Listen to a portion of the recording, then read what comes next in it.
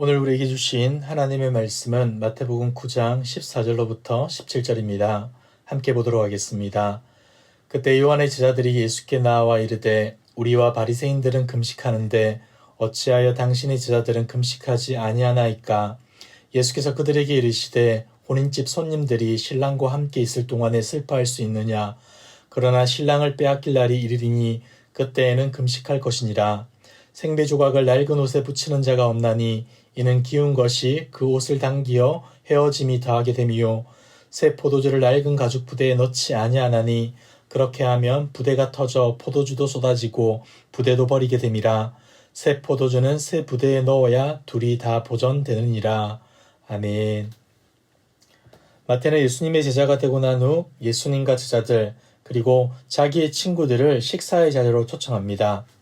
그때 바리새인들이 와서 당신의 선생님은 어떻게 하여 죄인들과 함께 식사를 하느냐라고 따져 물었는데, 이때 곁에 계시던 예수님께서는 건강한 자에게 의사가 쓸데없고 병자에게 쓸데있는 것처럼 나는 의인을 부르러 온 것이 아니라 죄인을 부르러 왔다라고 대답해 주셨습니다. 그런데 바로 이때 또 다른 질문이 들어오게 됩니다. 세례 요한의 제자들이 질문했던 것이죠. 14절입니다. 그때 요한의 제자들이 예수께 나와 이르되 우리와 바리새인들은 금식하는데 어찌하여 당신의 제자들은 금식하지 아니하나이까? 구약 율법에는 1년에 단 하루 대속죄일을 의무적 금식일로 정해두었습니다. 그런데 바리새인들은 경건의 행위로 월요일과 목요일에 금식을 했던 것이죠. 심지어 사람들에게 금식을 장려하기도 했습니다. 세례 요한의 제자들도 이러한 신앙 전통을 받아들였던 것 같습니다. 그런데 지금 예수님의 제자들은 마태의 집에서 잔치를 하고 있는 것이죠. 아마도 이날이 월요일이나 목요일 중 한 날이었던 것으로 보여지는데 요한의 제자들의 마음은 이랬던 겁니다.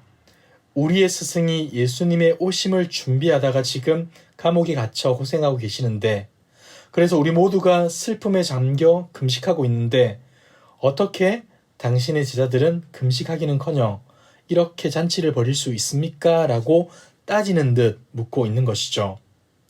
이에 대해 예수님은 어떻게 반응하십니까? 바로 세 가지 예를 들어 대답을 해주십니다. 먼저는 금식할 때가 있고 금식하지 않아도 될 때가 있다는 것을 알려줍니다. 15절입니다. 예수께서 그들에게 이르시되 혼인집 손님들이 신랑과 함께 있을 동안에 슬퍼할 수 있느냐? 그러나 신랑을 빼앗길 날이 이르리니 그때에는 금식할 것이니라. 그러니까 지금은 금식할 때가 아니라는 겁니다. 신랑 대신 예수님께서 오셔서 한참 잔치가 벌어지고 있는데 이때 무슨 금식을 하느냐는 것이죠. 하지만 나중에는 신랑을 빼앗기게 될 것이다. 다시 말해서 예수님께서 십자가에서 참혹하게 죽임을 당할 날이 올 것인데 그때에는 너희가 울며 금식하면 된다라고 말해주고 있는 겁니다. 두 번째로는 생배 조각과 낡은 옷을 예로 드십니다. 16절입니다. 생배 조각을 낡은 옷에 붙이는 자가 없나니 이는 기운 것이 그 옷을 당기어 헤어짐이 더하게 됨이요. 생배 조각, 아직도 한 번도 사용하지 않아 빨지 않은 옷을 말합니다. 그런데 이것을 낡은 옷에 붙이고 물에 빨게 되면 어떻게 됩니까? 생배 조각이 줄어들어 낡은 옷을 당기게 되고 낡은 옷은 더 빨리 헤어지고 마는 것이죠.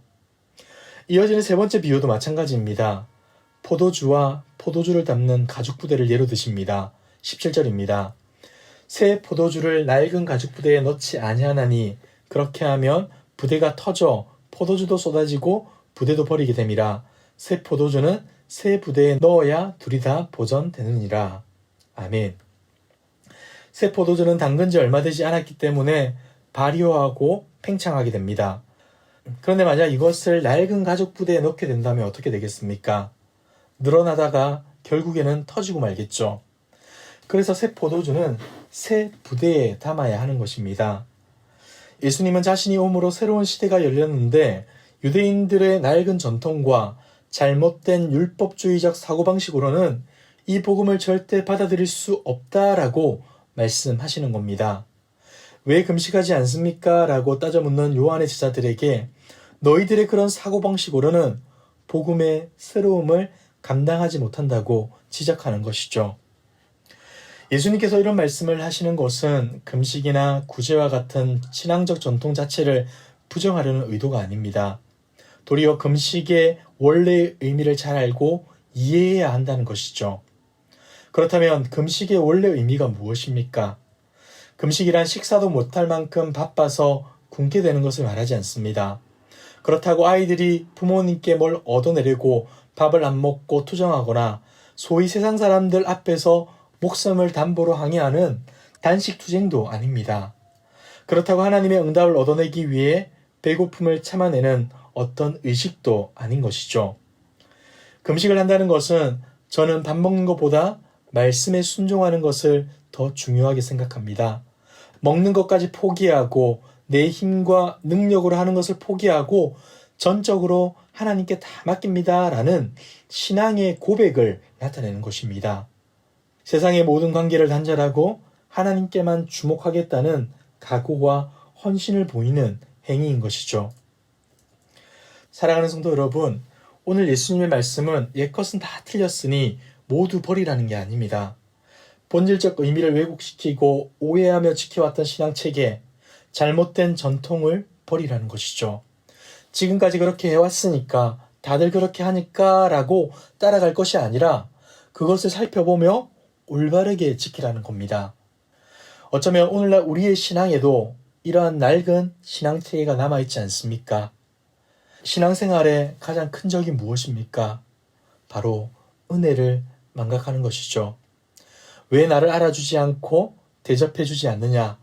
나만 손해를 봐야 하느냐라는 생각을 갖는 것. 어쩌면 우리 속에 은혜가 아닌 자기의 공로와 업적을 과시하고 나타내는 것. 이것이 바로 신앙생활의 가장 큰 문제인 것이죠. 사랑하는 성도 여러분, 모든 것이 은혜임을 믿으시길 바랍니다. 우리가 숨을 쉬고 두 발로 걸어서 예배당에 나오는 것, 웃을 수 있고 밥 먹을 수 있고 믿음의 친구가 있고 바쁘고 힘든데도 다락방과 훈련의 자리에 나아갈 수 있는 것, 이것이 다 하나님의 은혜인 것입니다. 내 속에 조금이라도 내가 이만큼 수고했는데 왜 알아주지 않지? 라는 마음, 그것이 있다면 지금 당장 버리시길 바랍니다. 모든 것이 주님의 은혜입니다. 사랑하는 성도 여러분, 오늘 하루 우리의 어떠함이 아니라 오직 하나님이 허락해 주신 은혜를 기억하며 은혜에 반응하여 하나님 감사합니다 라고 고백할 수 있는 저와 여러분들 되길 주님의 이름으로 축복합니다. 예수님은 이러한 비유들을 통해 신앙적 행위, 종교적 행위를 하기 전에 무언가가 먼저 되어야 한다라는 것을 알려줍니다. 바로 참된 신자가 되라고 말씀하는 것이죠. 이 말은 금식이나 구제가 아무리 좋은 신앙적 행위라 하더라도 아직 하나님의 사람, 참 신자가 되지 않았다면 그런 행위가 어떤 의미도 갖지 않는다는 것을 알려주는 겁니다. 놀라운 구속의 은혜를 깨닫지 못한 자들이 구원의 은혜를 찬양하며 즐거워하는 것, 얼마나 힘들고 괴로운 일이겠습니까? 하나님의 은혜를 모르면서 하나님께 기도하고 예배하는 것, 얼마나 어리석은 일이겠습니까? 마치 생배 조각을 낡은 옷에 끼워서 옷이 찢어지고 새 포도주를 낡은 가죽 부대에 담아서 부대가 터져버리는 것과 같은 것입니다. 사랑하는 성도 여러분, 구원의 감격을 아는 자들이 비로소 자원하는 마음으로 기쁜 마음으로 찬양하게 되는 것입니다. 기도하게 되는 것이고 예배하게 되는 것이죠. 그리고 이러한 사람들은 다른 이들이 인정해 주든 말든 상관하지도 않습니다. 하나님 앞에서 살아가기에 하나님께 인정받는 것만으로도 충분하다 여기게 되는 것입니다. 여러분, 변하려면 제대로 변해야 합니다. 생배 조각에 낡은 옷을 붙이는 것이 어리석은 일이라면 아예 낡은 옷을 버려야 하는 것이죠. 낡은 가죽 부대에 새 포도주를 아무리 조심스럽게 붓는다 하더라도 소용없는 일입니다. 그렇다면 낡은 가죽 부대를 버리고 새 가죽 부대를 가져와야 하는 것이죠. 어중간하게 변하면 더 힘들고 고통스러워집니다.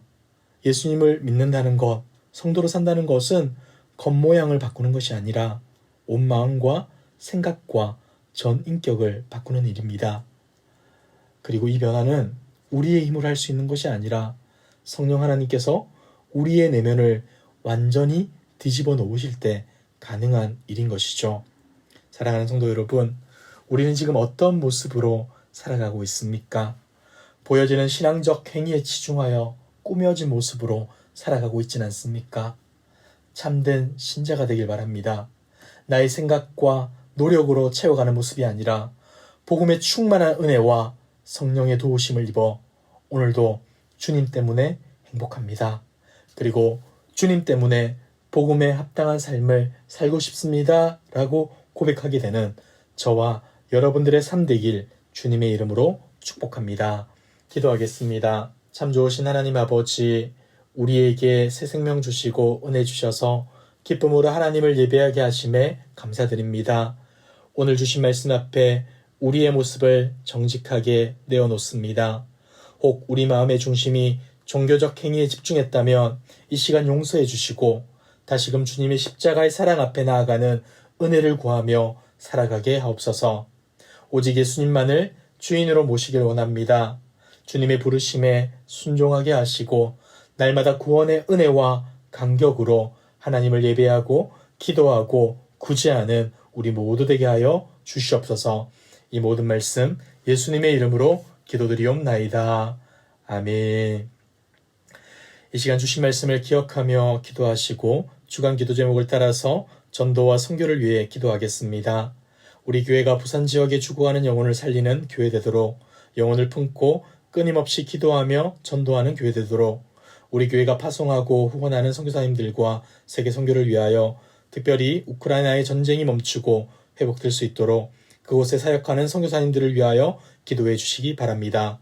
다 같이 합심 기도 제목과 각자 가지고 오신 기도의 제목으로 자유롭게 기도하겠습니다. 기도하겠습니다.